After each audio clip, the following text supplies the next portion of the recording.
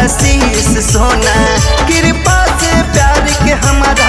लगत न के कर टोना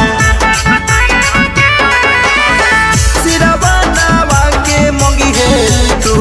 आशीष सोना कृपा से प्यार के हमारा लगत न के कर टोना नितेश प्रेमी राजा राजेश सुना कठिन बाट करिए नितेश प्रेमी राजा राजेश सुना कठिन बाट